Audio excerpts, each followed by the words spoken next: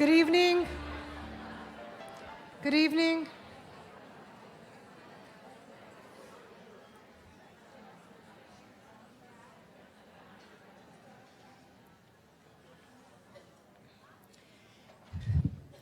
Among the thinkers of education, there's more of a push for imagery. Imagery and learning, such as photos, videos, cartoons, infographics, and metaphors. Metaphors are especially useful as they expand the learner's way of thinking about the topic in more creative ways. The topic of this kinus, Noita Karma, tending the garden, a metaphor, allowing for creative thinking about the role of mechaneches in a child's development. As I thought about tending the garden, I thought of the many roles needed to make a space beautiful and productive. Think of the many outdoor spaces and terrains. Think of the Negev blooming despite its more difficult terrain. The formal gardens of the Palace of Versailles, and now the new needs and trends like urban agriculture and vertical gardens. Each needs different attention and skills and mindset and personality. They all need knowledge of plants and problem solving and love and care of the plants. When we think of Nata Karma, tending the garden, what role most resonates with the work that you do as an educator? Chinuch needs all types of gardening work for all the different types of children. Different plants need different tending. As gardeners, our goal is to help each plant blossom in its best way, plant according to its needs, notice and address the issues that may be hindering its best way, remove the harmful conditions that may impede its best self. Are you a gardener working with green spaces, carrying out general tasks such as planting and maintenance, or are you more like a landscape designer, designing and planning beautiful outdoor landscapes? Or like an arborist, working to maintain the health of specific plants, namely trees, identifying issues and providing recommendations for treatment. Or like a tree surgeon, working with precision to remove the unhealthy aspects of trees. Or maybe you're more like a horticulturist, working with plants to make certain that they are healthy and produce the best results. No matter your preferred role, we hope that tonight's banquet inspires and empowers you in your holy work. We'll start tonight with Tehillim, with Goldie Blank, followed by a Slicha of the Rebbe, and then followed by a few words from Rabbi Zalman Schneier, founder of Menachem Foundation. Where's Goldie?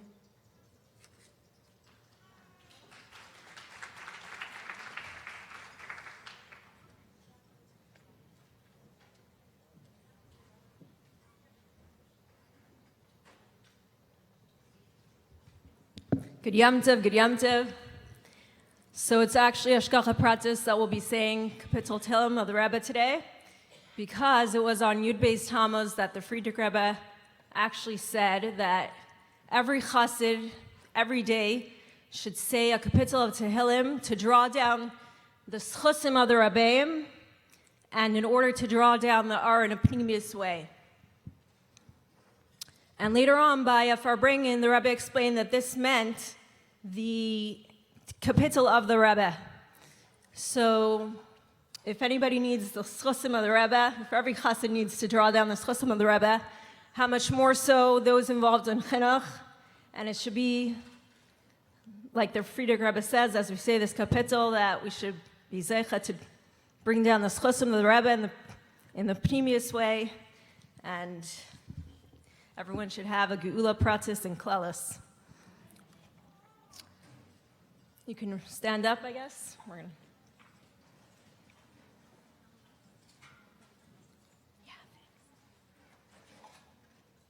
Haydu ladinai kitayv ki le'elam chastai. Yamrina Yisrael ki le'elam chastai. Yamrina beisaran ki le'elam chastai. Yamrina yirei Adonai ki le'elam chastai. Min hametzar karasiya anani v'merchavya. Adonai li la'ira mayasa li adam. Adonai li ba'izrei v'ani erev esenai. Taiv lachasais b'adonai mipteach ba'adam. Taiv lachasais b'adonai mipteach b'ni divim. Kol gayim sebavuni b'shem Adonai ki amilam. Sabuni gam sebavuni b'shem Adonai ki amilam. Sabuni chidvarim de'achu ke'esh kaitzim b'shem Adonai ki amilam. Dachai dechasani lempol v'Adonai azarani. Azi v'zimrasya v'yihi li lishua. Kol rina v'yeshua ba'ale tzadikim. Yamin Adonai Isachayel, Yamin Adonai Raimema, Yamin Adonai Isachayel. Lai amos ki echya v'asaper masaya. Yasar Yisrani ya v'lamabas lai nisanani. Pischu li shari tzedek avayvam aidaya. Zeh hashar l'Adonai tzadikim yavai yuvai. Aitzcha ki anisani v'atihi li lishua. Even masu habaynim haisa l'reish pina. Me'es Adonai haisa zayis hiniflas beinenu. Zeh hayai masa Adonai nagila v'nismeh chavai. Ana Adonai haishiana. Ana Adonai hatzlichana. Baruch haba b'shem Adonai be'erach nuchami beis Adonai. El Adonai vayar lanu isruchag ba'avaisim ad karnes hamazbeach. Eliata v'edeka lehai remimeka. Haidu Adonai ki tov ki le'olam chasdei. We're now going to say 2 letters of the Rebbe's kapitel. Ashrei Samime Darech Aholchim Beseres Adonai. Ashrei Neitzrei Eidesa V'cholev Yidishru. Afloi Falu Avlav V'drachav Halachu. Ata Tzivisa Figudecha Lishmar Ma'od. Achlai Yikainu Derachai Lishmar Chukecha. Az Le'evesh Ba'abiti El Kol Mitzvesecha. Eitcha B'yosher Leva V'lamdi Mishbetei Tzidkecha. Es Chukecha Eshmar Al Ta'azveni Ad Ma'od. Bama yizaka na'ar es archai lishmer kidvarecha. V'chol libi derashticha al tashgeni mimisvesecha. Belibi tzafanti imrasecha leman le'echtalach. Baruch ata Adonai lamdeni chukecha. B'sfasei siparti kol mishpatei ficha. B'derech edesecha sasti ka'al kol hain. B'fikudecha asicha va'bita archaisecha. B'chukesecha ashtasha ai le'eshkach devarecha. We're now going to say kapitel chaf for relatives of Mechanches who need refuah shlema. Refuah shlema min hashamayim la'Aryeh ben Chana, Shneur Zalman ben Henya, Naomi, Eliyahu Chaim Yitzchak ben Leah, Yosef Yitzchak ben Bracha, Chayes Sarah Malka bas Bracha Leachava. And just take a minute to say any names quietly.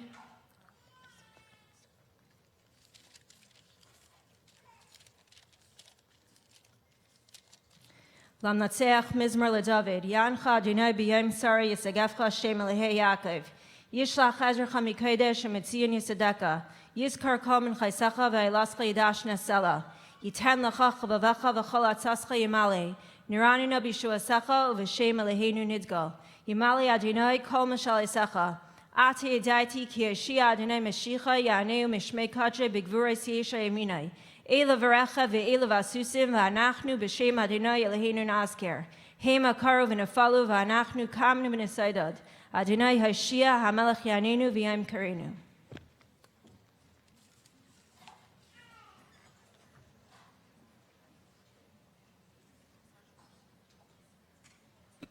Die Messias Nefesh von Baal HaGiyuba, wo der Vater gekommen der Meister, und dann noch Afal Pekin hat men befreit, ist das gewähnt der Linie nach Chinuch. Und im Wur und mit Super und schon echt gedruckt Afal Pivas Biklolus mit Nekamos Hibis. Und sich vernommen mit Kashrus und mit Aras Amishpoch und mit Veimiklois und Buim Boteknisis und Botemidroshes mit Kol in Yoni Tele V'Yahades. Das, was gekommen der Meister bepeil und begoloi und behadgosho, ist das gekommen in Zusammenhang damit mit Ninja nach Chinuch. Und in Chinuch Gufo vernehmen sich mit Bewohnern, dem Chinuch von kleinen jüdischen Kindern und Bewohnern das Lavdavki in der größten Stadt, wo hat gelebt. Oder in der größten Stadt Kajesebehen, nur legen die ganze Messias Nefesh echt in Apina Nidachas, in einer verworfenen Städtel, in einer verworfenen Winkel, in der Stadt Gufa, Afal Piva, dort gefinden sich nicht auf sehr viel Iden, und mit Zeit darüber, sie gefinden sich in der Zwiebel.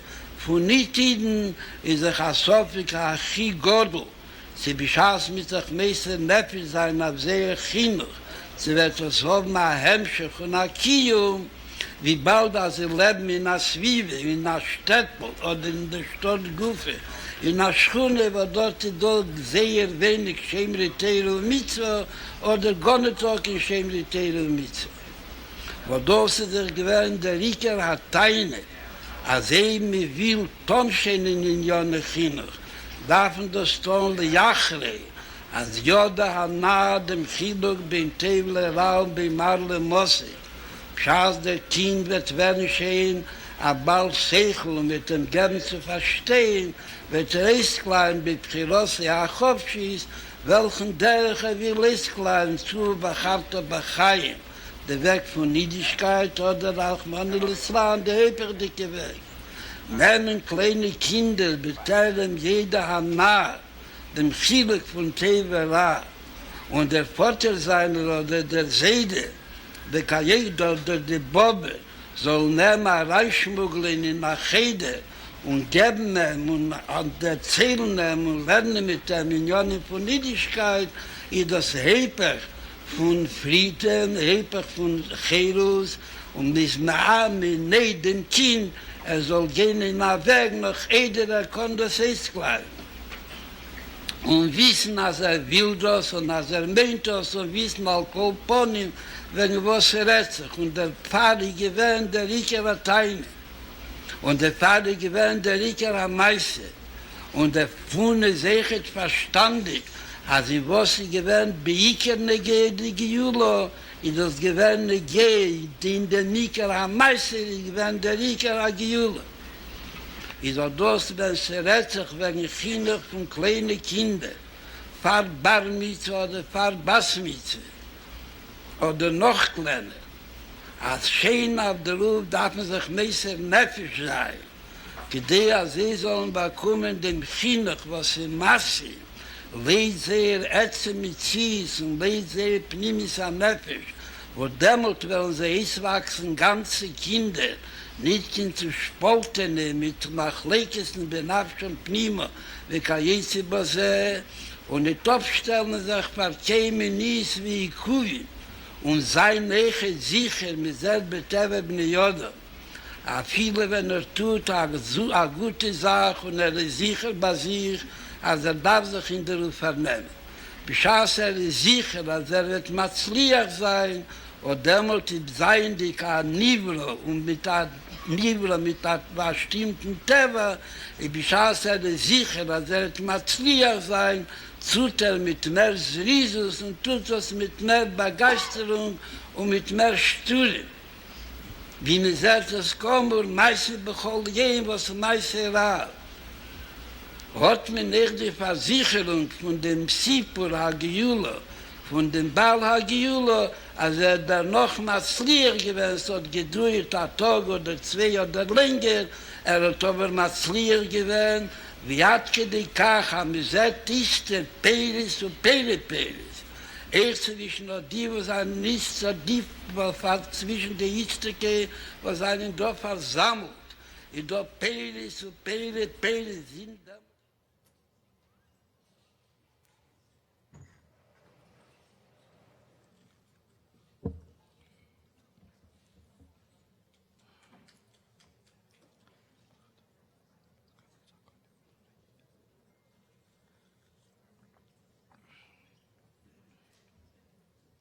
Good Yontiv.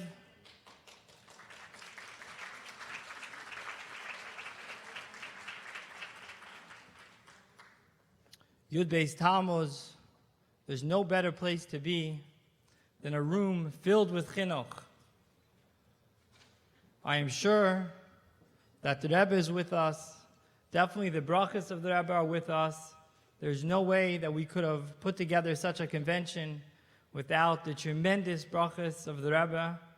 So may the schus of the Baal HaGeula, together with the Rebbe, be for each and every one of us in everything that we need. The convention would not have been possible without the dedication of a few individuals. I'd like to thank Mrs. Chana Rose for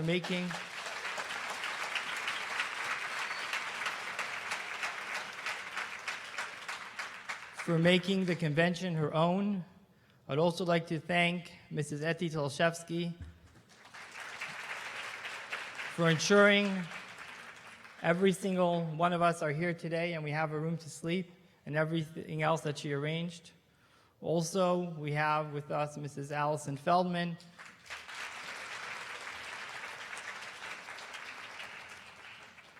who in the last month has joined us in arranging the convention, and in every aspect of what's here today, her presence is felt and her contribution is noticed. So thank you. Also, this is not usual, but today is the birthday of the caterer, so I want to wish him a mazel tov.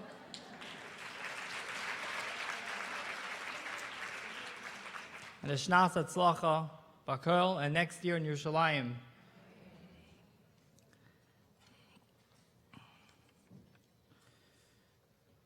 The story of Yud Beis Tammuz begins Beis Nisan Tov Reish Pei, with the passing, the Istalkus of the Rebbe Rashab. At that time in Russia, it was just after the revolution. The Tsar was thrown over. There was a period of confusion with the Bolsheviks, and then the communists took over. And in order for them to amass their control, they decided that they must take control of religion, and especially Yiddishkeit. The Frierdiker Rebbe, within the first year of his Nesius, became very sick, and the Chassidim weren't sure what will be. It was between Bein HaChaim Lamaves, and through Rachamei Shemayim, the Frierdiker Rebbe got better, and he continued his fight against the communist regime. A few years later, in Tov Reish Pei Gimel, the Frierdiker Rebbe gathered 10 Chassidim. Chassidim, we don't know exactly, but we assume that Shmuel Levitin, Reb Chaim Merazov, Reb Chatzah Fagin, legendary Chassidim.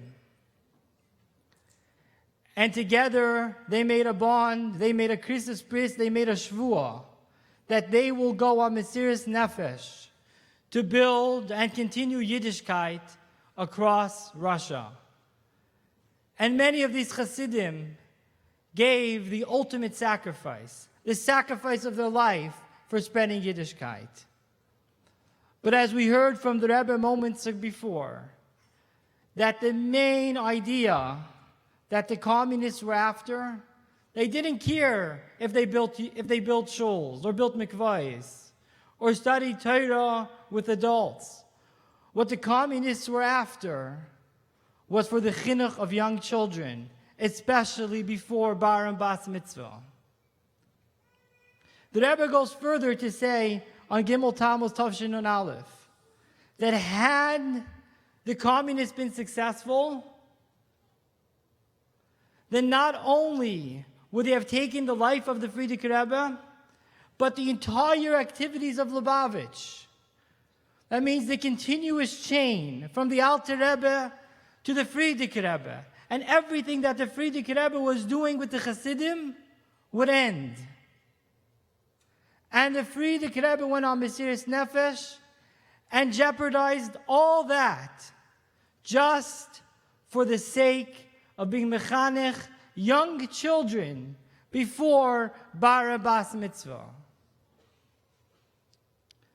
What that means in today's terminology, in Tavshin Ayin Tes 2019, is for us in Lubavitch to take the crown jewels of our moistus, the most beautiful buildings like the Shul in Bel Harbor, the Kel Chabad building at the Kaisel, the Menorah building in Ukraine, with our prize moistus that we find so much pride, like the JLI and Chabad on campus and the Friendship Circle. And we mortgage all these moistus just to pay the teachers in Beis Rivka.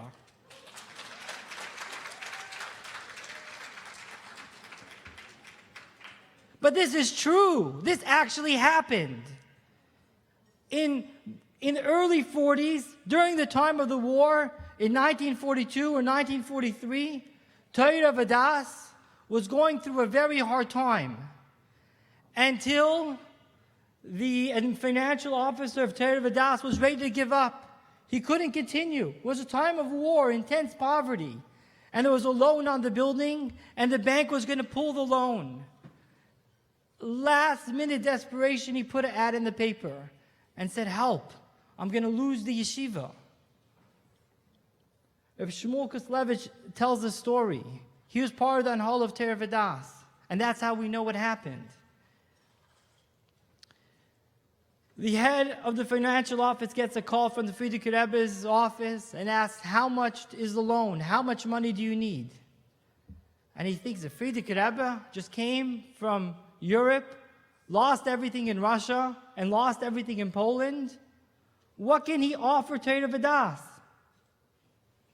But he has no choice. He says how much he needs.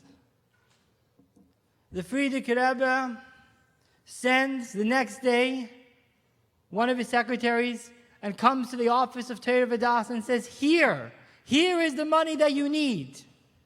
And then the chassid continues and says, please pay us back when you can, because here the Frierdiker Rebbe gave you everything that he has. The Frierdiker Rebbe gave away the deed of 770, the house that he lived, the shul that he davened, and the yeshiva that he built, and any other Moised Chabad that he had, just to save a yeshiva, a non-Lubavitch yeshiva, just a yeshiva that was teaching Torah. But this was then. Today, times are different. The Rebbe told my grandfather, Rebbe Leib Kramer on Yechidus, my grandfather, Rabbi Kramer, was part of the Anhola of the yeshiva in Montreal, and every month, Anhola Yeshiva of Montreal would go to New York to go into Yechidus together with the Anhola of 770. And it was during one of these Yechidus that the Rebbe said that there were three differences, but I only mention one tonight, between the time of the Frierdiker Rebbe and the Rebbe. The Frierdiker Rebbe lived in a time of intense poverty. He never had money. He always struggled to raise money. The Rebbe said, Rebbe Itzter, the Rebbe said, "Ich will $5 million, kann ich es haben auf den Tisch morgen." If I want to have $5 million, I could have it tomorrow on the table. And this was the early 70s. $5 million was an astronomical sum, a huge amount of money. And the Rebbe can have it. And we see in Lubavitch, Baruch Hashem, we have wealth, we have abundance.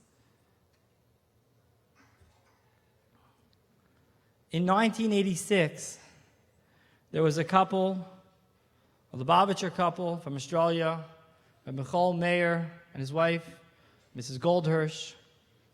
They invested in property, and they sold the property, and they made a lot of money.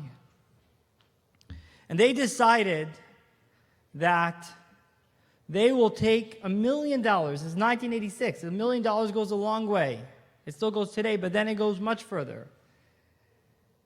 And they decide that they're going to take that money and give it to the Rebbe, that the Rebbe should build a children's hospital in Crown Heights that would operate under the realm of halacha. That this would be a kosher hospital for 6 children in Crown Heights. They contacted Rabbi Krinsky. Rabbi Krinsky relayed the message to the Rebbe, and the Rebbe said that's not a good idea. And the Rebbe wrote to the Goldhirsches a long letter, 2.5 pages. This letter was never printed, and actually today, in honor of the Kinus Mechanchis Chabad, the Goldhirsches released the letter. You have this letter printed as a memento from the convention in your welcome bag. And the Rebbe writes that a much better idea than giving the money to a children's hospital is to invest in chinuch.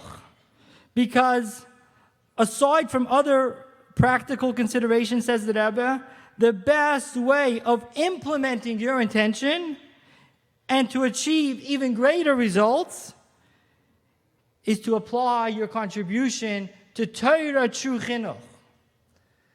And then the Rebbe continues on the last page. And by the way, this letter is connected to Yud Beis Tammuz, was written on the 15th of Tammuz. And the Rebbe says, in light of the above, it is my considered opinion that if your tzedakah is used in this way, it would be in the real spirit and letter of your idea and intention. For used in this way, it will help ensure healthy children, physically, mentally, and spiritually, so that there will be no need to establish a special hospital for the children according to halacha, since they will be raised fully in accordance with halacha. So investing in chinuch, not only does it help us spiritually, but also begashmis. There's no need for a hospital. And this is the greatest investment. And I'd like to take a moment to thank all those that invest in chinuch, that donate to chinuch, that contribute to chinuch. And I want to take a moment and ask for our refuah shalema, for a dear friend who's a big taimach in chinuch, Shner Zalman ben Henya Naomi, that he should have a complete refuah. And also want to take a moment to thank Mr. Yosef Yitzchak and Batsheva Popak for their generous contribution to this convention.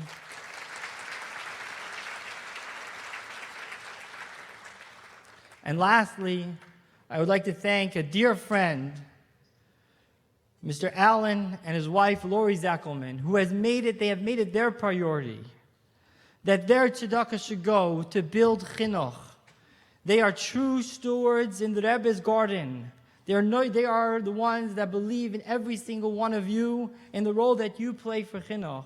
And I want to bench them with tremendous hatzlach at everything they do and true chassidish nachas from their children.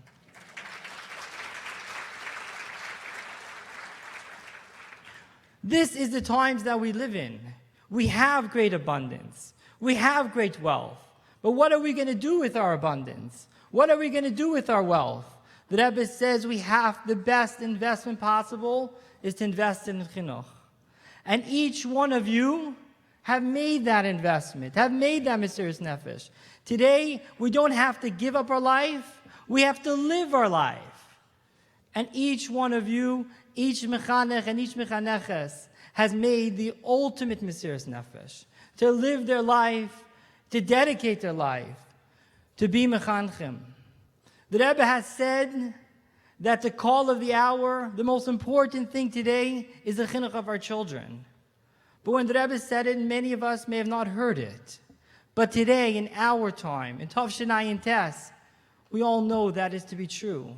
There is not a family, there is not a parent that isn't concerned about the chinuch of their children. There is not a father or mother that looks to the school, that looks to their teacher for the chinuch of their child. You in this room are the most important people in our community. And in the spirit, as the Rebbe has taught us, that today Mesiras Nefesh doesn't mean that we have to give up our life, but quite the contrary. The greatest brachas come to our life. The Rebbe said those that are in chinuch live rich lives. Rich not just in wealth, but rich in happiness and nachas from our children. And all the brachas that the Rebbe has taught us should all go to everybody in chinuch. And I know this personally because I grew up in such a family. My parents are mechanchim. My father's a teacher, my mother's a teacher. And I know the life of growing up in a house of chinuch. And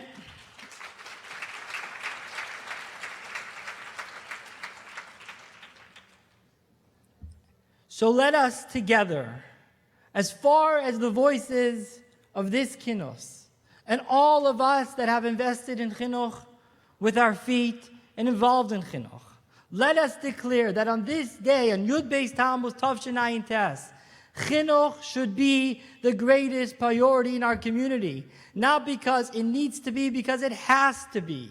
And it is the greatest priority. So anybody that is wondering what they want to do, what shlichus they should go into, They should go into Karmei Shali, in the garden of the Rebbe and the chinuch of our children. If anybody has money and wants to invest in the Rebbe's inyanim, where should he put it? As the Rebbe told Mr. Goldhirsch, the best investment is in chinuch.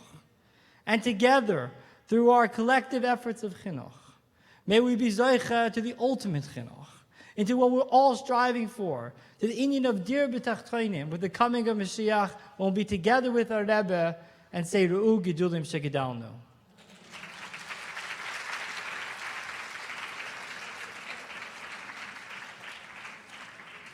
There will now be a video demonstrating one element of the contribution of chinuch. This is actually what the Rebbe said in the video about Peirei Peireis and chinuch.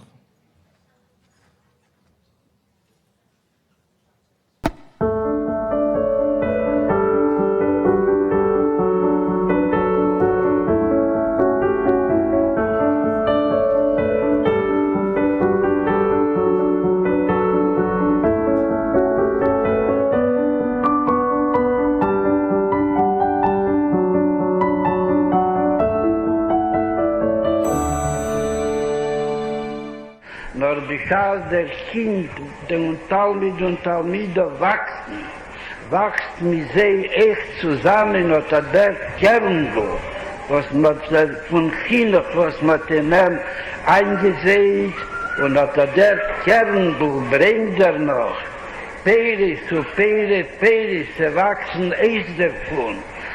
Verbesserungen und größere Meiles in dem Kind, was mit Mechaner geworden und durch den Ruf zugegeben. Noch mehr Chais in Niedigkeit belebt es auf dem Mäschig von seinem ganzen Leben.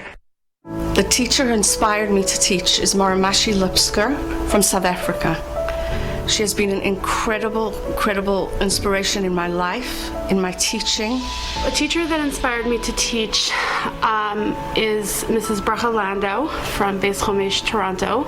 She was extremely influential to me during my high school years and continuing afterwards into my chinuch career. Mrs. Karlbach was the Hebrew pre-1A teacher in the school that I went to in New Jersey.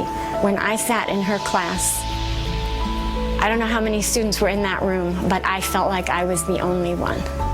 Maramashi always was able to reach me. I've been the student that's always had a very difficult time academically. And everything I learned with her, I just seemed to have gotten so easily. We all felt that we were the only ones in the classroom.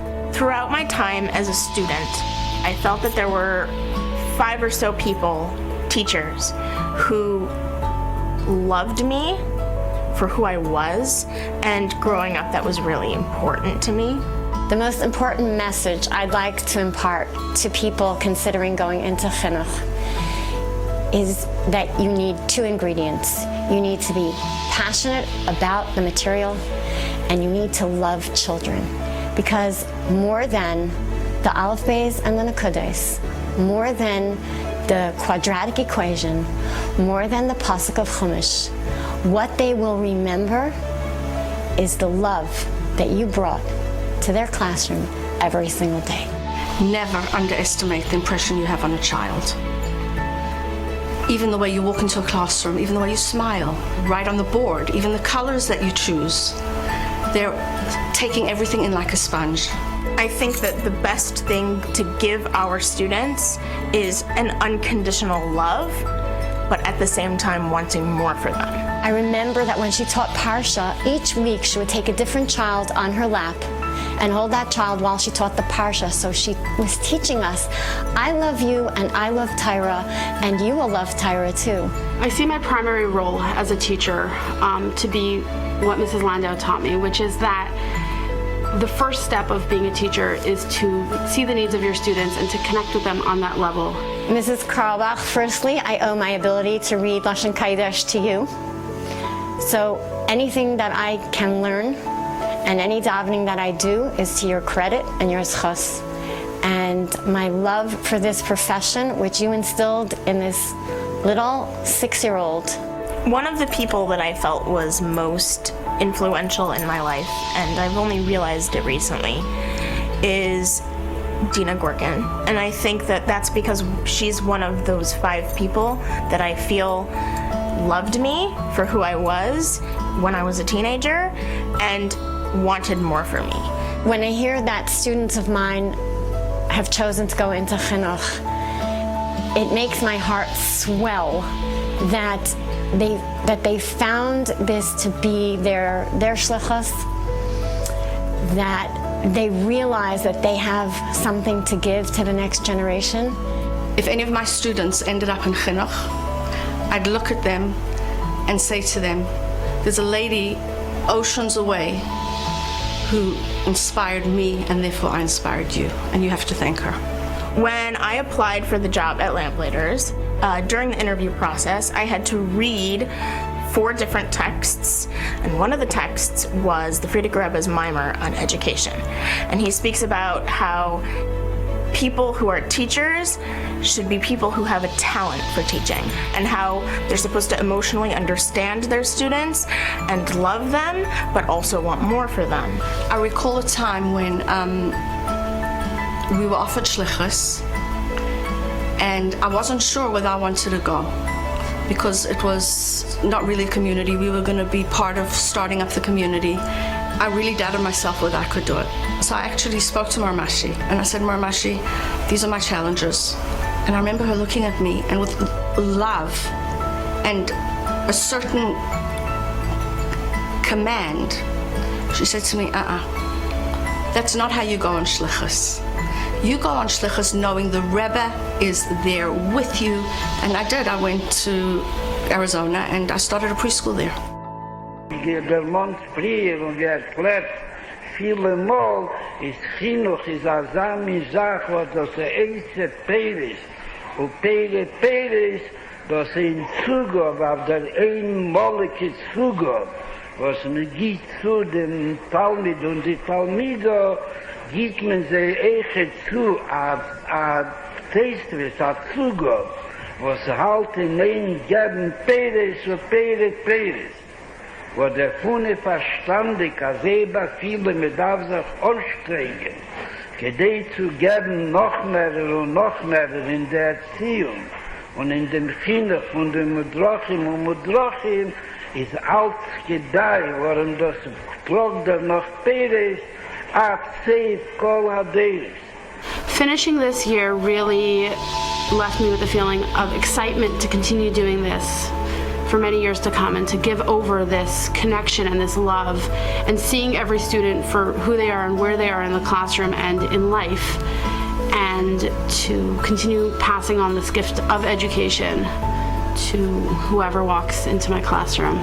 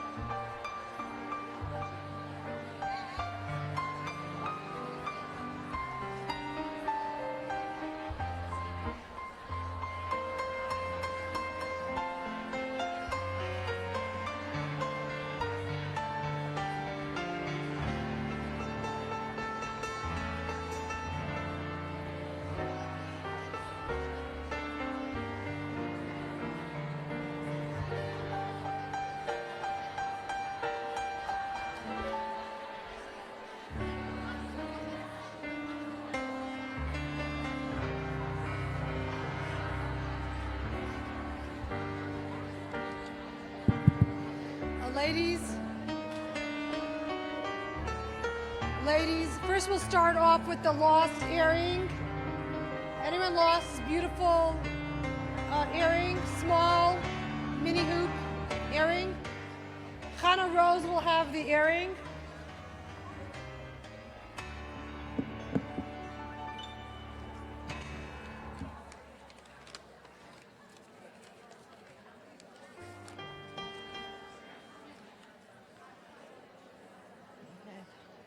Okay.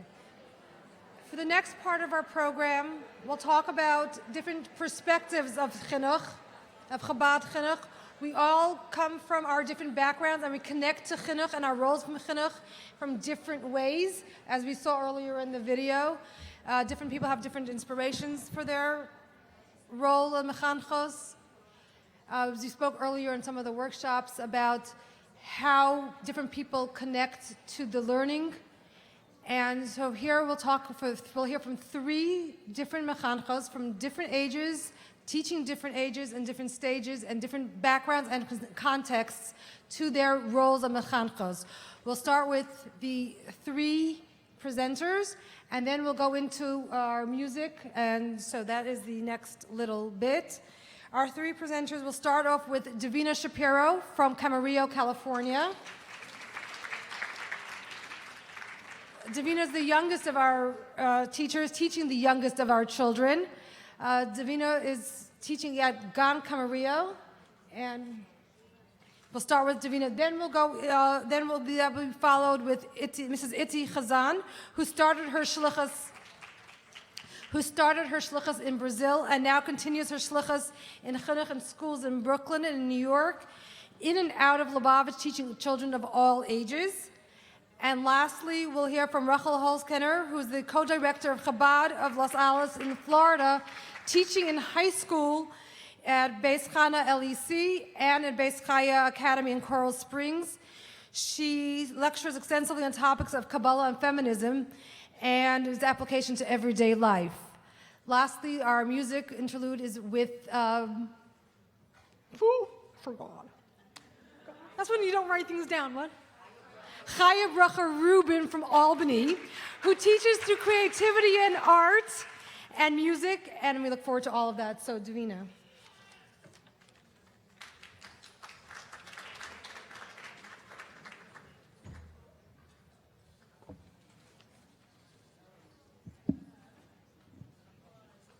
Sorry, I'm too short. Thank you. Thanks. Okay. Hi. There's a story about a little girl who grew up in a small town. Her family had always been traditional Jews. You know, the kind that drives to shul on Shabbos, doesn't eat ham and shellfish, white on Yom Kippur, you get the gist. When this little girl was 6 years old, a new family moved to town. They were Jewish too, but had some funny customs. The father always wore a hat and jacket and walked around with these little black boxes in a velvet bag. The mother always dressed modestly, ran a Jewish preschool, and not to mention, their baby was just the cutest. One Friday night, the little girl and her family went over for a Shabbos meal. The food was delicious. Homemade challah, golden matzah balls, but what struck them most was the warmth, happiness, and spirituality in the house. They were hooked. One meal followed another, and the little girl and her family loved the atmosphere and environment that they were exposed to in this religious couple's home. A Jewish day school, Shabbos, and kosher soon followed for the little girl and her family, and she went on to attend a Jewish high school, traveled across the world to Israel for seminary, and eventually became a preschool teacher in the town where she grew up. I know this story very well because it's my story.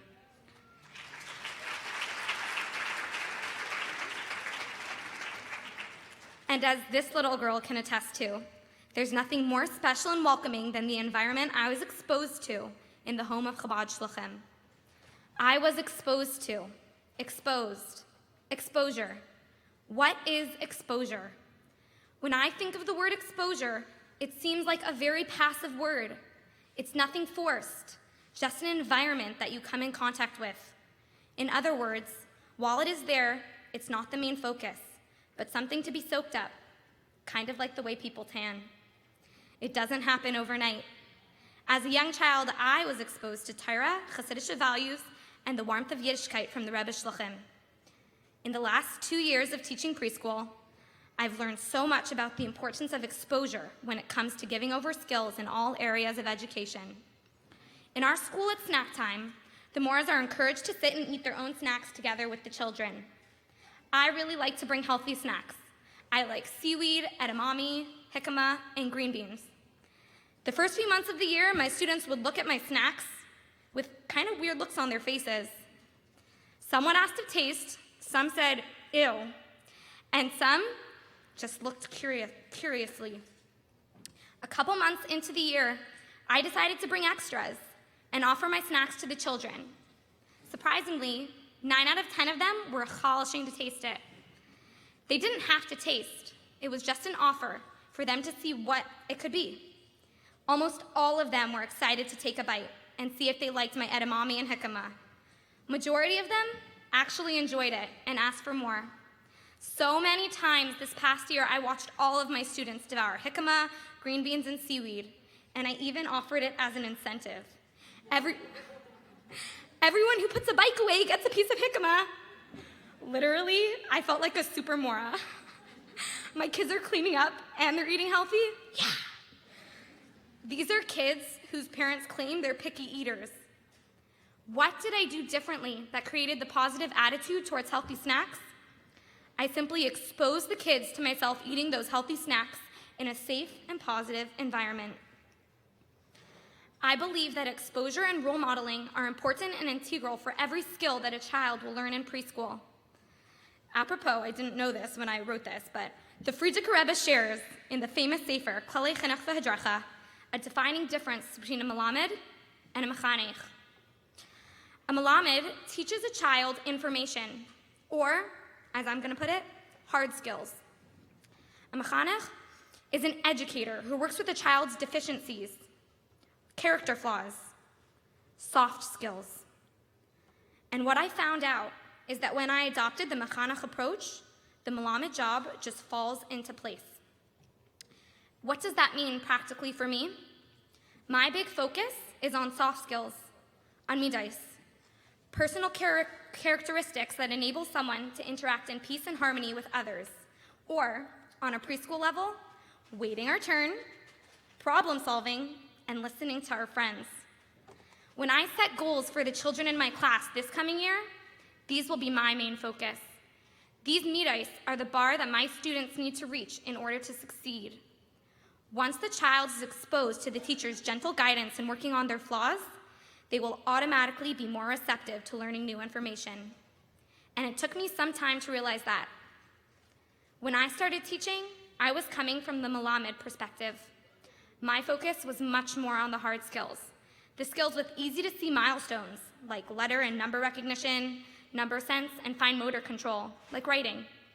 Every day had structured time for these things, and what I discovered was that even with this constant barrage of activities, there were some kids that got it, and some kids that didn't.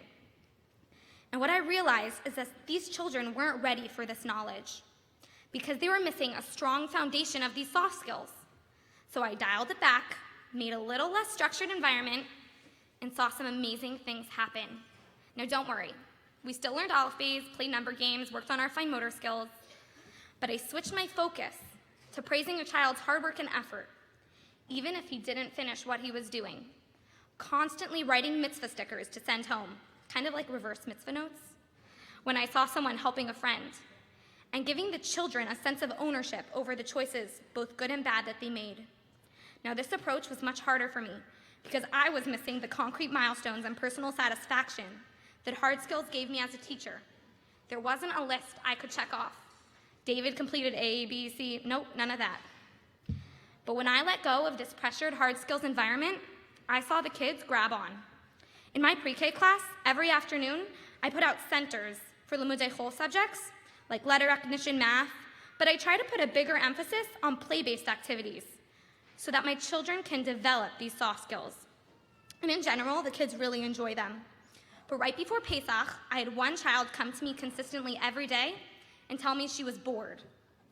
So I asked the kindergarten, which is pre-1A for everyone that's from New York, for an extra writing packet and pulled it out. I made a big show of it, and I said, if you're bored, you can do your board book. She was thrilled, and all of the kids wanted one too. So I made copies for each child, and they got to work. Now, I just meant this to be an added activity to be available for centers every day, but because this one child had such a sense of ownership and drive to work on this board book, even the kids who would never have touched this wound up doing it. Had it been a mandatory frontal teaching activity, they probably would have struggled. In fact, it was such a hit that right after rest time, which is when our centers are available, I had kids that would not even look at what I put out and come up to me and say, Maura, I'm bored. It got to the point where I had to establish a 15-minute, you have to participate in centers until they could do it. They actually started to crave these hard skills activities. When you start with a strong foundation of soft skills, it naturally opens the child to academic learning. And by the end of the year, I saw such positive developments in my students' interactions with those around them. I saw a boy that went from walking away if a friend got hurt to pausing the game to check if they were okay. I saw a child who used to give up when something was too hard for him develop the will to keep going and ask for help if he needed it. I saw a strong girl stop herself from hitting and talk to her friend. And I saw a precious neshama go from not including others in her game to starting games with the entire class. And along with these midos, I saw improvements in those hard skills milestones as well. When a teacher successfully cultivates positive thinking and patience in a child who wants everything right away, they will naturally be more patient in applying themselves to understand a concept in math, English, or Parsha.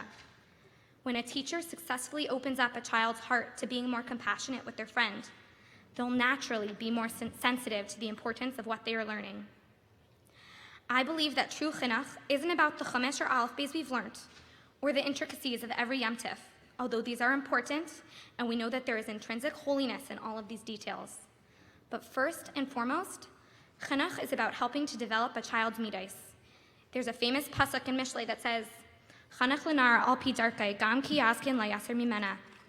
Educate a child according to his way, even when he's old, he'll not depart from it. When we fulfill our job as a mechanech, we focus on the character traits of our students, the traits that need to be worked on. These midos will remain and continue to develop within our students for their entire life, until they themselves have the opportunity to mechanech their children and students in the best atmosphere possible. It's a full circle. Trust me, I've lived it. Thank you.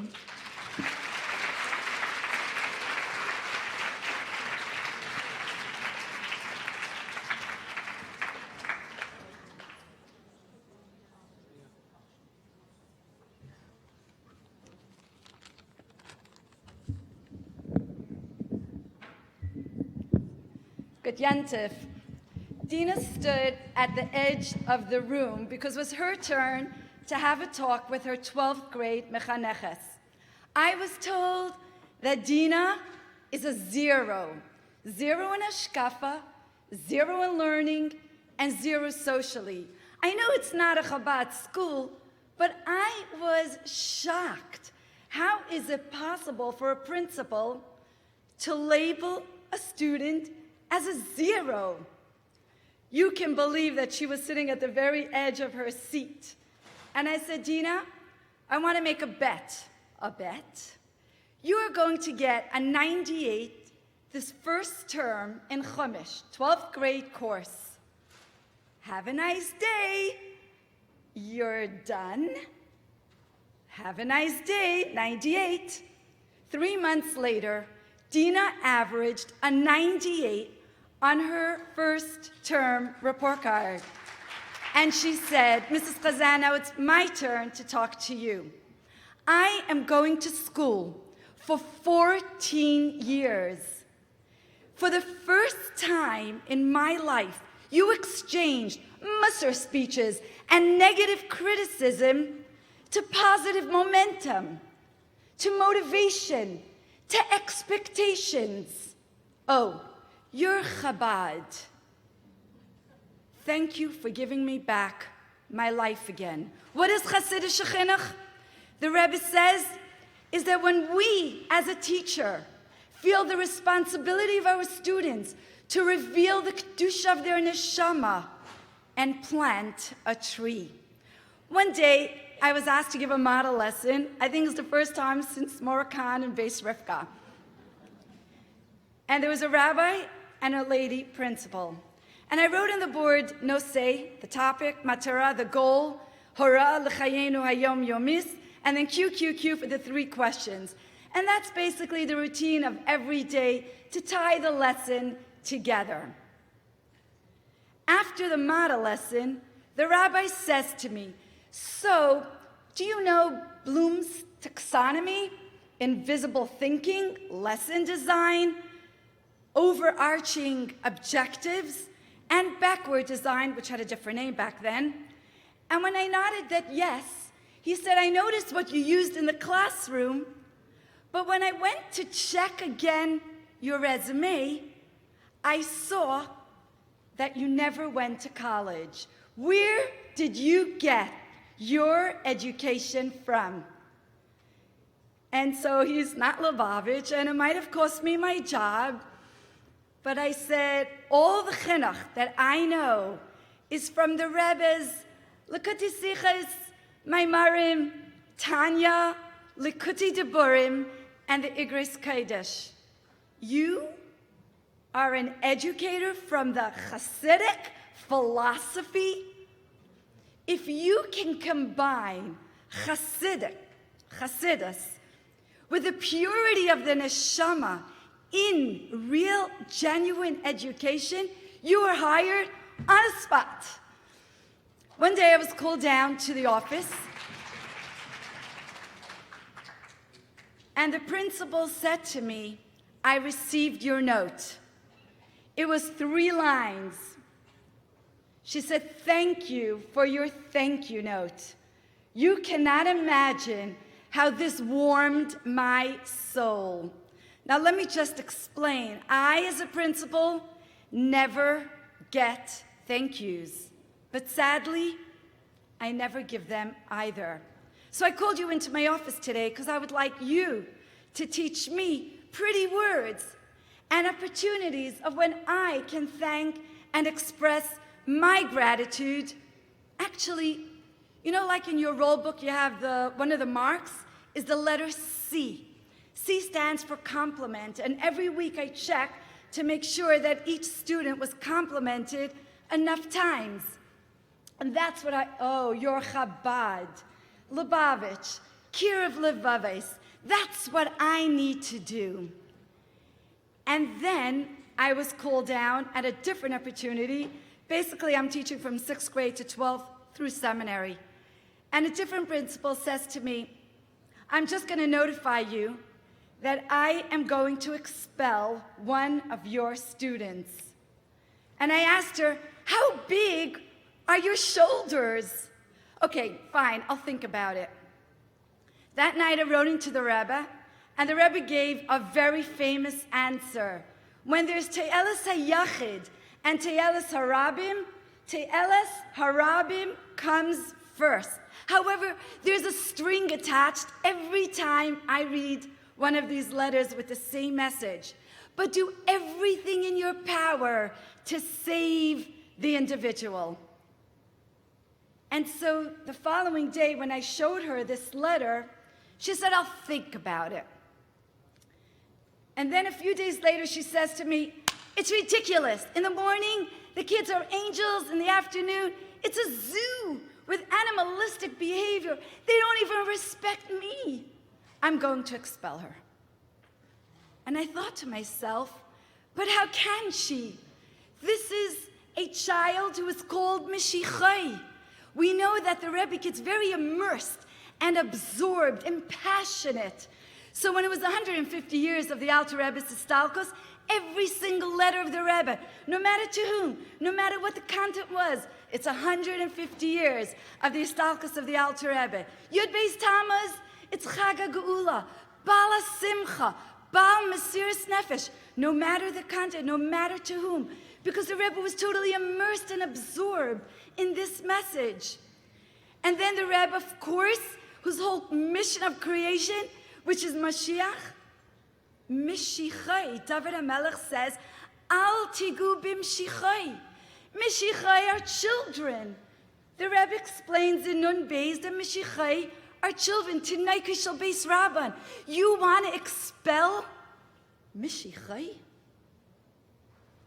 And so I said to her that if you are going to expel this student, I am leaving my job. You're going to put your job on the line for a rude, ruthless, and despicable behaviored student? If she doesn't come tomorrow, neither am I. And she said, oh, so that's like the Rebbe's shita of every neshama, kirov. Well, if that's the case, I will not expel your student. 1.5 years later, at graduation, this principal praised the student and was so grateful that she was prevented from throwing a child, a mishichai, into the street. And then there was 5-year-old Andre who didn't come to school. And this goes back years ago when we were still in Shlichus in Brazil. And when I called the father, he said he is not coming back anymore. He wants a mezuzah on the door. That is so ridiculous. After an hour's talk, he said, fine, I will send my son back. A couple of months later, my son is not coming back. Don't even try to convince me. Don't talk to me. He wants a kippah's for rabbis. I said, I won't talk to you. I just want to tell you that our doors are always open, and we still respect and like you very much. The family, a few months later, moved to Florida, and they enrolled their 3-year-old daughter in the Gan Chabad of the Dubrovskis in Tampa. But their son, they put into public school. When it came Purim, the son, Andre, went to visit his sister to watch her performance. And he began to scream as soon as he walked into their Chabad house because he saw a picture of the Rebbe. And he said, what? My sister you sent to a school where there's a picture of the Rebbe just like we had in Brazil? And me? You sent to public school? I will never go back to public school. And the grandmother called me to tell me this story, that she was sending money every month for his son, her grandson, to go to Chabad. A few years later, they came to visit us in New York. And the father, with a yarmulke on his head, he says to me, Donaiti, do you remember the conversation that we had for an hour a few years ago? And you kept on repeating, remember, there's a little dot inside every single Jew. And one day, your little dot is going to cry for God. Today, you see my little dot. We keep Shabbos, Kashrus, and Taras HaMishpacha. Thanks to the Rebbe. What is Hasidic Chinuch? When we want to do the Ratzain of the Rebbe, when we want to please the Rebbe, one of the ways to get a bracha is by writing in a duch of the good things that you do. Because the Rebbe says every chassid has to be makusher. And if you write in to be a letter of good, it's going to prevent you from writing in for a bad reason. And by the way, it's also Avas Yisrael, because I get so many painful letters. And the Rebbe writes this very often. And so it's a really nice thing to do. And so what is Hasidic Chinuch? That when we think about the Ratzain of the Eibishter and the Ratzain of the Rebbe, and we are able to immerse and absorb ourselves in the message of what Chassidus, especially a Hasidic teacher in a non-Chabad school, can do, then we can make a bet, and we can teach a model lesson, and we can give thank you notes, and we cannot expel because the Rebbe is investing his neshama into our neshama so that we can invest our neshama into our students' neshama. And when we walk with the Rebbe and the Rebbe walks with us every single step of our life, then we can learn to love so very much. Thank you.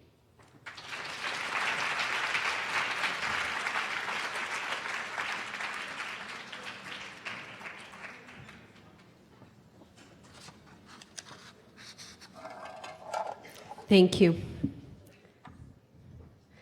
In the past week, by Hashgacha Pratis, I had two students who were both in touch with me about similar challenges,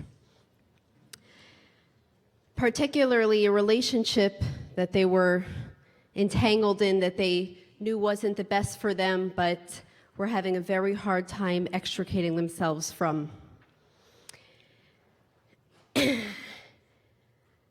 And I knew that for each girl that is going through a struggle like this, there's 10 more, maybe 100 more, who don't have a confidant to speak to, who don't trust that there is somebody that can confide in them, that they could confide in, that can coach them, that can sit on their head until they make smart choices. And these girls happen to both be girls that would be considered very Chassidish girls, went to good seminaries, have other younger girls that look up to them, and still, it's a struggle, a very intense struggle. And I wondered to myself if there's anything that I had ever taught them that would give them the skills, that would give them the ammunition to confront the challenge that they're going through right now. Did we ever, in all the years of high school, talk about respecting the intimate parts of our lives? Was there ever a text that we learned that related to the fact that the greatest growth opportunities come from our greatest struggles? Did we really unpack the idea of Yira Shamayim B'Seiser properly? Did we talk about looking for healthy ways to fill the void of loneliness? At the beginning of last year, I had a student who was not enjoying my Tanya lessons. In fact, when I started to teach, she would immediately start to daydream or look for somebody to speak to that was more entertaining than me. So when I saw her mother at our open school night, I pinned her down and I said, "Can you please tell me how I can get through to your daughter? Tell me what has been effective in the past. Tell me what's gonna hook her in." So she said to me, "Rachel, you have to make your lessons more relevant. You have a Chabad house. How would you teach this same Tanya to girls who are not from? How do you do it? Do the same thing to my daughter. Teach in the same way to all of the girls." Well, to be honest, I felt very defensive by what she said. First of all, I thought to myself, my classes are very relevant. I thought they were very inspirational. Secondly, it is pretty hard to make every class relevant. There's a lot of analysis that comes before the relevant makabapatish, before the beauty and inspiration emerge. You need to have patience before things become relevant and juicy and inspirational. But of course, I didn't say any of this because I knew she was right. And I knew that if that was what she was saying, then that was what I was meant to hear. That I need to look for ways to make my classes more relevant, more strongly and directly addressing the questions that these girls have, their struggles, the tools that they need to confront their day-to-day challenges and growth. We know that the Alter Rebbe was the only chassid of the Baal Shem Tov who was not only not pursued or shown any kiruvim, but to the contrary, the Alter Rebbe's parents were instructed not to tell their young Reb Shneur Zalman about the Baal Shem Tov's identity or about their identity as Chabad Hasidim, which would be comparable to the child of a Chassidish family not telling their child who the Rebbe is or about their identity as Chassidim or Chabad Hasidim. All this so that the Alter Rebbe would come to make his own choice to become a chassid of the Maggid of Mezrich, depriving the Alter Rebbe of his own relationship as a chassid to the Baal Shem Tov, so that he would have what we call in Chassidic lingo, avoida b'koyach atzmai, self-initiated work.